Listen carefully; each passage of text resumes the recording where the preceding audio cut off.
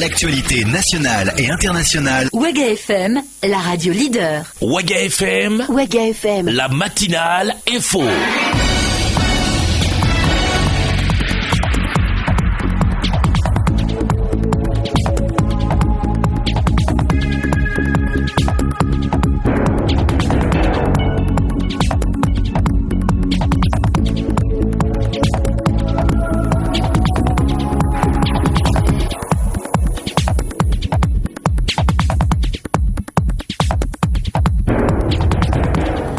Les ministres membres du dernier gouvernement de Blaise Compaoré étaient de nouveau appelés à la barre de la Haute Cour de justice hier jeudi ici à Ouagadougou. Le procès a été renvoyé une fois de plus à la date du 8 mai prochain. L'ambiance de la matinée d'hier au palais de justice de Ouagadougou est à vivre ou à revivre dès le début de ce journal sur Waga FM. Le Burkina Faso déroule depuis hier le tapis rouge pour le chef de l'État ghanéen. Nana Akufo-Addo est à Ouagadougou pour 48 heures de visite officielle.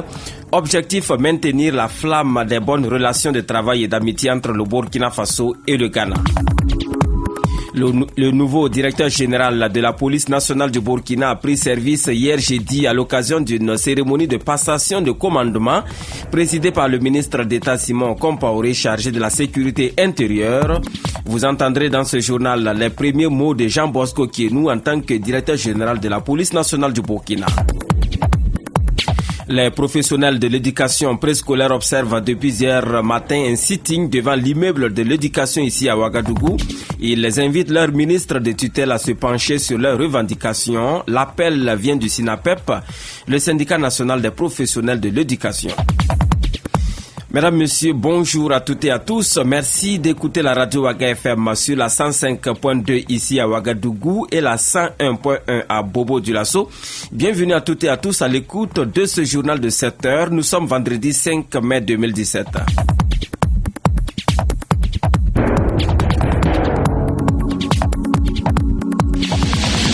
Les infos sur Waga FM. Présentation Paul Miki Rwamba. Les infos sur Waga FM, l'actualité nationale. Après un premier renvoi le 27 avril 2017, le procès des membres du dernier gouvernement de Blaise Compaoré renversé par l'insurrection populaire d'octobre 2014 a repris hier 4 mai 2017 pour être encore renvoyé au 8 mai prochain. Ce sont les avocats commis d'office à la défense des ministres Baba Ama et Baba Diéné qui ont motivé ce deuxième renvoi, nous rapporte Gérard Sanou, qui était donc sur place au tribunal de grande instance de Ouagadougou hier dans la matinée. Nous écoutons son compte rendu. Dès l'ouverture de l'audience, les esprits se sont mis en ébullition, toute chose qui laissait entrevoir un report du dossier à une date ultérieure. Et c'est l'avocat du ministre de la Défense, Blaise Compaoré, qui commence son show. Pierre-Olivier Sûr. Jamais il est possible dans un tribunal, dans une grande démocratie, dans un pays, un grand pays comme le Burkina Faso, qu'on muselle un avocat. Jamais, jamais. Vous voyez, je suis plus en ronde. Je suis plus avocat. Ils m'ont retiré le droit d'être avocat, de parler au nom d'un client. Avocat, ça veut dire en latin advocare, parler pour quelqu'un. En effet, la Cour a estimé que Blaise Compaoré est absent malgré la présence de ses avocats. C'est alors que Maître Pierre-Olivier Sûr s'est indigné en déclarant devant la Cour, je cite, « Je quitte l'audience, je suis plus avocat défenseur, je suis avocat observateur ». La suite du procès n'a pas été un fleuve tranquille. Les avocats ont attiré l'attention de la Cour sur sa composition irrégulière. À ce niveau, c'est la présence du juge Elisabeth Bado parmi les 3 juges, alors qu'elle est également juge au Conseil d'État. La procédure de son choix est problématique selon les avocats, mais pour le parquet, la requête est infondée. Après une suspension, la Cour s'est déclarée incompétente pour connaître cette exception. Le reste de l'audience a été aussi tonitruant que le début. Les avocats de Baba Ama et de Baba Diémé ont introduit une demande de renvoi car n'ayant reçu les dossiers de leurs clients que la veille de l'audience. Après l'intervention de plusieurs avocats, Maître Passeri Titenga, en sa qualité de doyen, a demandé effectivement le renvoi du dossier pour ne pas escamoter la justice. Après une deuxième suspension, la Cour, à la demande des avocats commis d'office, décide de renvoyer le dossier au lundi 8 mai 2017.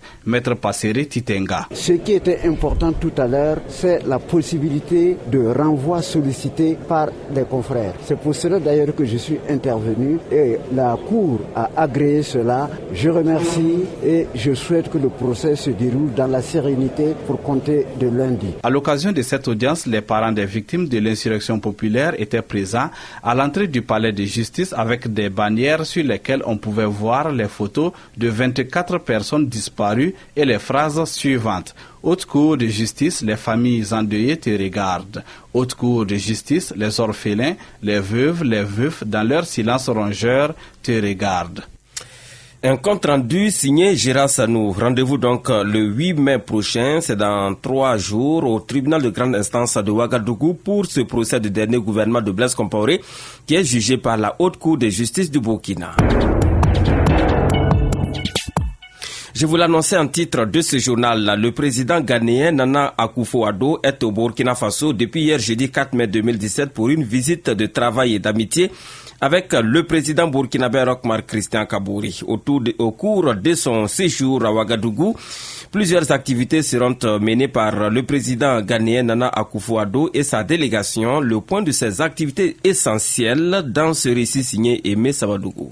C'est aux environs de 9h, ce jeudi 4 mai, que l'avion du président de la République du Ghana est arrivé à Ouagadougou. À l'accueil, le président du Faso, Roch-Marc Christian Kabouri, accompagné d'une forte délégation gouvernementale. 30 minutes après son arrivée, le chef de l'État ghanéen Nana Akufo-Addo s'est adressé à la presse, avant d'être reçu peu après en audience par le président du Faso au palais de Kosiam. Dans l'après-midi, Nana Akufo-Addo s'est entretenu avec la communauté ghanéenne vivant au Burkina Faso. Il a ensuite répondu à l'invitation du président burkinabé pour un dîner à l'hôtel Laïko Ouaga 2000. Le séjour ouagalais du président ghanéen se poursuit ce vendredi matin avec une séance de travail entre les deux délégations qui sera sanctionnée par un communiqué conjoint dont la signature est prévue pour 10 heures selon le chronogramme préétabli. Le programme prévoit également un point de presse qui sera animé par le président ghanéen qui doit en principe quitter Ouagadougou aux environs de 11h30. Merci à vous, Aimé Savadougou.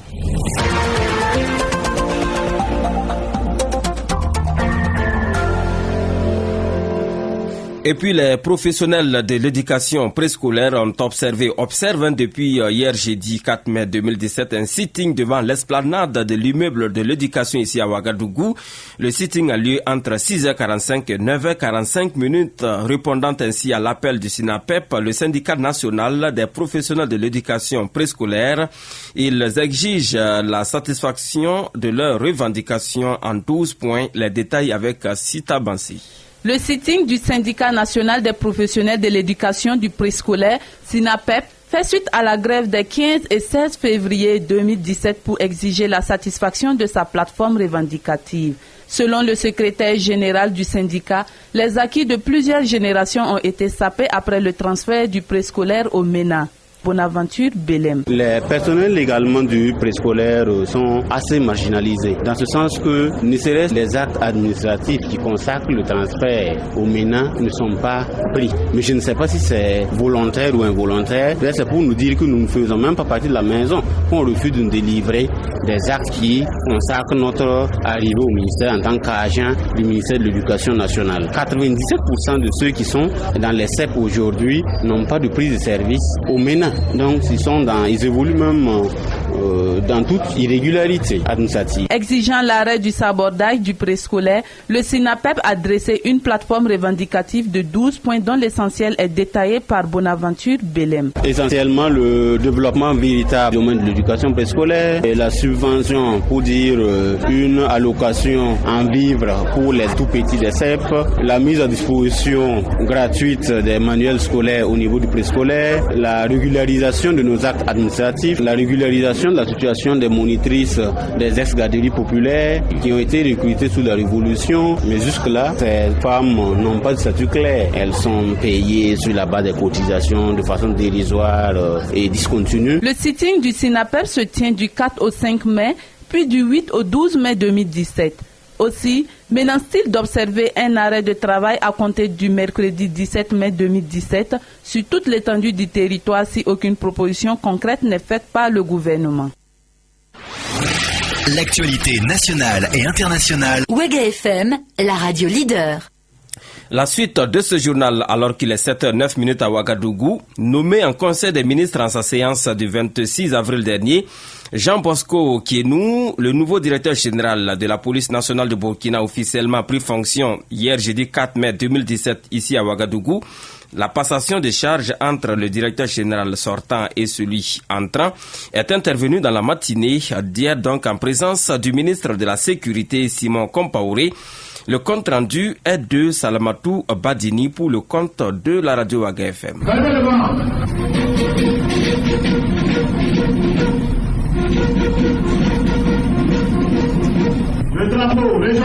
Contrôleur général de police, 5e grade premier échelon, le nouveau directeur général de la police nationale vient d'être installé dans ses nouvelles fonctions. Des défis à relever, il n'en manque pas. Banditisme et terrorisme feront son cheval de bataille. Pour y arriver, l'union est plus que jamais nécessaire. Jean Bosco Kienou, directeur général de la police nationale. C'est sous le signe de l'union de la police nationale, l'union de la police nationale avec les autres forces de défense et de sécurité, l'union de la police nationale avec la population. Avec sans cette union aujourd'hui, aucune action, en tout cas de lutte contre l'insécurité, ne peut connaître un aboutissement. Également, nous sommes dans un contexte véritablement d'insécurité ambiante, car mon action va s'étendre également vers la lutte contre le banditisme, puis surtout le terrorisme.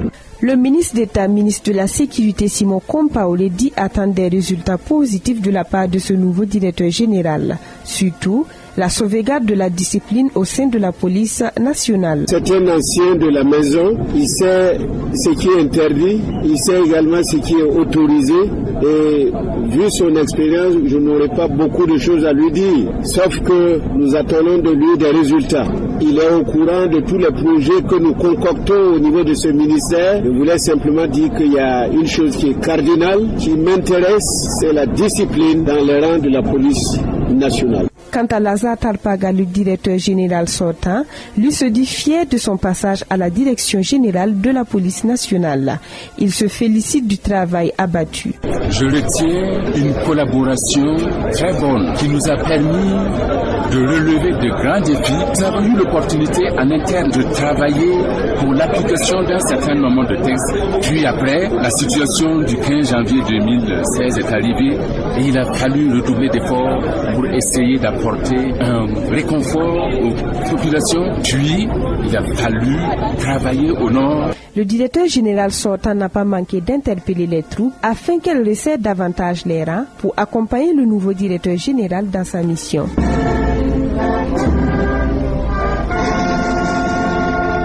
Bon vent donc au nouveau directeur général de la police nationale. Et puis, est-ce que la nomination de Jean Bosco Kienou à la tête de la police nationale va régler la fatidique question des services payés qui a défrayé la chronique ces derniers temps au niveau de la police nationale de Burkina? La question a été posée à Simon Compaoré, ministre d'État chargé de la sécurité intérieure, et voici sa réponse. Ce sont des propos recueillis pour vous par Salamatou Badini. Nous avions déjà tracé la route. Vous savez que sur mes instructions, l'inspection générale des services travaille déjà depuis maintenant un mois et a déjà parcouru les 13 régions et les 13 directions générales de la police nationale, et à l'issue, un rapport doit être déposé sur mon bureau sur la question des services payés, sur la question de la gestion des services payés dans les commissariats et dans toutes les structures de police au niveau national. Donc, ce n'est pas la nomination qui va mettre fin à ce problème-là, c'est en réalité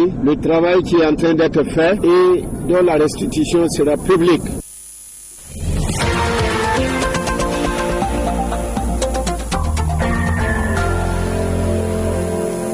Et nous prenons la direction de Bobo Dioulasso, où le délégué régional du Conseil supérieur de la communication, Félix Kambiré, a dû céder sa place à Francine Ouedraogo à la tête de la délégation régionale du CSC dans le Grand Ouest du Burkina. La passation de service a eu lieu mardi 2 mai 2017. Je vous propose d'entendre les mots d'au revoir de Félix Kambiré, délégué régional sortant. Il est au micro de Chérif Fatou Adrami. Mes chers collègues, les mots sont faits pour magnifier ma reconnaissance à votre égard. Ensemble, nous avons fait de la délégation régionale une véritable famille soudée. Et pendant 2 ans, je n'ai jamais assisté à des haines ou à des situations qui entravent la bonne marche de l'institution. Nous avons allumé ensemble la flamme de la vérité, de l'humilité, de la probité. Veillez à ce que cette flamme ne s'éteigne jamais. Je suis en droit, en tant que haut cadre de l'administration, de rappeler quelques faits. La loyauté n'est pas la servitude. Le mensonge, l'usage du faux sont des actes graves qui gangrènent la bonne marche de toute institution. Et voilà, des propos de Félix Kambiri, directeur délégué régional sortant du CSC.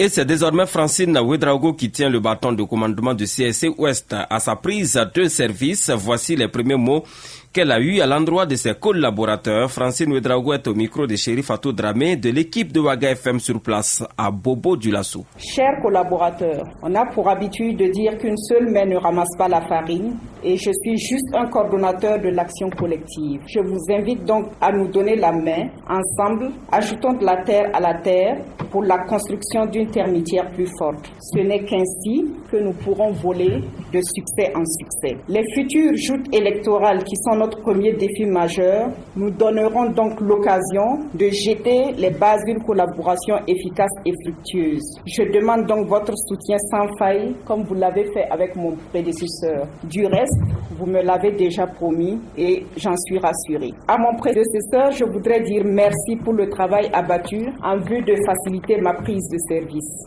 Et voilà, c'était les propos de Francine Ouedraogo, déléguée régionale entrante au Conseil supérieur de la communication de l'Ouest. Et puis par décret numéro 2015-638, le gouvernement de la transition décidait en 2015 de la suspension des opérations de lotissement sur toute l'étendue du territoire burkinabé.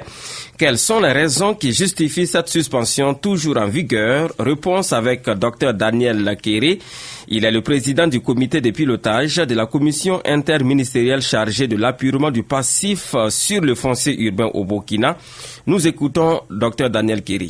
Quand on parle d'une opération de lotissement, il y a un processus qui est engagé. Ce processus, par exemple, part du projet d'abord de lotissement qui est adressé au ministère de l'Urbanisme et qui demande l'avis du ministère de l'Urbanisme qui doit faire co-signer son arrêté par le ministère en charge de l'administration territoriale pour autoriser le lotissement. Après cela, il y a également d'autres étapes. Maintenant, prenons un point, par exemple, le recensement. Quand un lotissement fait un recensement, on a constaté, vous et moi, on a pu constater que, par exemple, que dès qu'on parle d'un projet de lotissement quelque part, vous allez voir des maisonnettes qui poussent partout. Voilà, même dans un petit coin de rue, une maisonnette à peine habitable. Chacun veut effectivement pouvoir se positionner avec l'espoir d'avoir une parcelle. Et ça pose des problèmes parce que si on identifie toutes ces maisons-là, comment on peut faire au bout pour trouver effectivement des parcelles? Deuxièmement, quand on parle de recensement, il y a les résidents et il y a les non-résidents, effectivement. Ce sont des critères qui vont déterminer au niveau de l'attribution. Sinon, également, ça pose problème. Bon, parfois on voit des gens qui peuvent construire des maisons, ils font habiter ça par quelqu'un d'autre, eux ils sont ailleurs, ça pose des problèmes. Donc, une fois le lotissement réalisé, maintenant on passe à la phase d'attribution. Qui a droit à une parcelle et qui n'en a pas droit? C'est à ce niveau que les polémiques peuvent vraiment émerger. Voilà. On parle de résidents, de non-résidents. Tout à fait. Et ça crée d'énormes problèmes. Et en plus, est-ce que le nombre de parcelles dégagées, est-ce que toutes ces parcelles seront attribuées? Parfois, on dit qu'il y a des situations où des parcelles sont cachées frauduleusement par des agents techniques, là, des collectivités ou de l'État, pour par la suite se partager un peu ces parcelles. Donc, tout cela pose d'énormes problèmes. Et pour la paix sociale, on a décidé de suspendre les opérations de lotissement. Et à quelles conditions la mesure de suspension pourra-t-elle être levée par le gouvernement actuel? Voici la réponse de Dr Daniel Kéré, président de la commission interministérielle chargée de l'appurement du passif sur le foncier urbain au Burkina. Nous l'écoutons une fois de plus. Pour qu'on puisse lever la mesure de suspension, il va falloir d'abord essayer de cerner ou de proposer des solutions pour corriger cette situation antérieure-là. Donc actuellement, on travaille au niveau du ministère pour voir comment on peut réfléchir à corriger en tout cas la procédure de lotissement. Bien sûr, je dois préciser qu'il y a des travaux qui existent déjà à ce niveau. Lorsqu'on prend un peu les états généraux sur le lotissement, 2013, ils avaient proposé des nouvelles méthodes en matière de lotissement. Ce sont des mesures qui ne demandent simplement qu'à être appliquées. Deuxièmement, il faut penser un peu aux différentes commissions qui vont effectivement procéder aux attributions des parcelles. Il faut également corriger à ce niveau-là. Troisièmement, à qui on attribue une parcelle, à qui on n'attribue pas des parcelles. Donc il y a beaucoup de facteurs et actuellement on essaie de voir le dispositif juridique qui encadre le lotissement permettre effectivement de corriger les problèmes qui sont survenus. D'accord. Docteur Daniel Kéré est l'invité de l'émission Les Grandes Questions, diffusion intégrale demain samedi à partir de 9h sur les antennes de Waga FM. Et ce sera donc à partir de 9h rediffusé le même jour à partir de 18h sur les antennes de Waga FM. La suite de ce journal, parlons religion à présent. La conférence épiscopale Burkina-Niger célèbre depuis hier 4 mai 2017 les 75 ans de sacerdoce au Burkina Faso et au Niger. Ce jubilé est placé sous le thème 75 ans de grâce, prêtres du Burkina Faso et du Niger dans la communion, jubilons et avançons au large. L'ouverture de la commémoration est intervenue hier 4 mai 2017 au Palais de la Culture Jean-Pierre Guingané de Ouagadougou. Le compte rendu est de Ella Marie-Estelle Guébry. Le 2 mai 1942, 3 fidèles catholiques burkinabés ont décidé de consacrer leur vie à l'œuvre du Seigneur. Ils ont alors été les 3 premiers prêtres burkinabés à être ordonnés. Il s'agit des abbés Zakari Nikema, Joseph Ouedraogo et Paul Zungrana. 75 ans après, la conférence épiscopale Burkina-Niger célèbre le sacerdoce des premiers prêtres burkinabés. Monseigneur Raphaël Dabiré, chargé de la commission épiscopale pour les clergés, à la conférence épiscopale Burkina-Niger. L'ordination des premiers prêtres dans un pays est une étape, j'allais dire, encore plus importante. Même s'il ne peut pas y avoir de premiers prêtres dans un pays sans que l'évangile n'y arrive. Mais si l'évangile arrive et qu'il n'y a jamais de prêtre natif qui soit ordonné, je pense que l'Église n'est pas vraiment née, n'est pas vraiment enracinée. Alors cela fait 75 ans que 3 premiers fils du Burkina Faso, c'était la Volta, ont été revêtus de la dignité de la fonction du sacerdoce. Et cela a bouleversé, je peux le dire, la vie sociale, tout au moins, et religieuse de notre pays. Les gens ont compris que des prêtres du pays, des Africains, des Noirs, des Voltaïques, aujourd'hui burkinabés, pouvaient aussi devenir prêtres. Ce n'est pas un apanage réservé aux seuls Européens, aux seuls Blancs. Plus de 500 prêtres venus essentiellement du Burkina Faso et du Niger participent à cette commémoration. Jusqu'au 6 mai prochain, ils vont échanger sur la redynamisation de l'engagement sacerdotal des prêtres. La rencontre se tient autour du thème 75 ans de grâce, prêtres du Burkina Faso et du Niger dans la communion, jubilons et avançons au large. Un thème dont le choix est ici justifié par le secrétaire général de la conférence épiscopale chargé du clergé, abbé Anselme Jonas Zungrana. 75 ans de grâce, prêtres du Burkina et du Niger, parce que le Burkina Faso et le Niger constituent ce qu'on appelle une même conférence épiscopale. Vous avez vu les évêques qui sont là, ils travaillent ensemble, c'est ça la conférence épiscopale, parce que le Niger n'a que 2 diocèses pour le moment, et pour l'heure, ils travaillent avec les évêques donc, du Burkina. Alors, et le thème c'est donc jubilant, il faut rendre grâce à Dieu, il faut jubiler et il faut avancer au large. Avancer au large, c'est aller un peu plus loin quand même dans ce que nous faisons, et tout cela dans la communion. Pendant les 4 jours de commémoration, il est prévu entre autres activités, des colloques, des célébrations eucharistiques dans les paroisses de Ouagadougou, un concert dans la cour de la cathédrale animé par des prêtres, des enseignements, des adorations, des confessions, une messe pour les prêtres défunts et une veillée de prière. Et puis parlons culture à présent dans cette édition du journal. Le commissariat général de la 4e édition des Marley d'Or 2017 était face aux hommes de médias. Hier, jeudi 4 mai 2017, ici à Ouagadougou, cette rencontre avec les journalistes avait pour objectif de présenter le plateau artistique des trophées de la musique reggae au Burkina Faso et de livrer bien d'autres informations à la presse. La 4e édition des Marley d'Or 2017 est placée sous le parrainage du ministre de la Culture, des Arts et du Tourisme et du ministre de la Jeunesse, de l'Emploi et de la Formation professionnelle. Le compte rendu est signé Rosalie Konkobo. Placée sous le thème reggae et intégration des peuples, la 4e édition des Marley d'Or, qui se tiendra du 5 au 11 mai 2017 à Ouagadougou, s'annonce sous de belles couleurs, a souligné le comité d'organisation à quelques heures de la cérémonie officielle d'ouverture. Le commissaire général des Marley d'Or 2017, Mahamadi Ouedraogo, dit Mades. Le Marley d'Or, c'est la grande fête de la musique reggae. Il y a beaucoup de festivals dans le monde entier. Il y a peut-être plus de 3000 festivals festival de reggae, sinon plus que ça. Mais la seule cérémonie de récompense 100% reggae, ça se passe au Burkina Faso et c'est une bénédiction pour nous. Je crois que c'est l'un des plus gros plateaux qu'on propose parce que fait venir de grosses têtes, il y a Martin Terry de New York, Dakana Zion. C'est vrai qu'il est d'origine guinéenne mais qui est actuellement sur Paris. Le frère Touré Kunda, depuis Paris, ils seront à Ouagadougou pour la première fois. Il y a des sommités. José Touré qui a fait le déplacement l'année passée, qui est le tourneur d'Alpha Blondy cette année, sera aussi là. Et donc c'est pour dire qu'il y aura du bon monde, il y aura du bon live cette année. Les nominés pour le Marley d'Or cette année, c'est Ossibi Joanne, c'est Jésus qui nous vient de Bobo Dioulasso.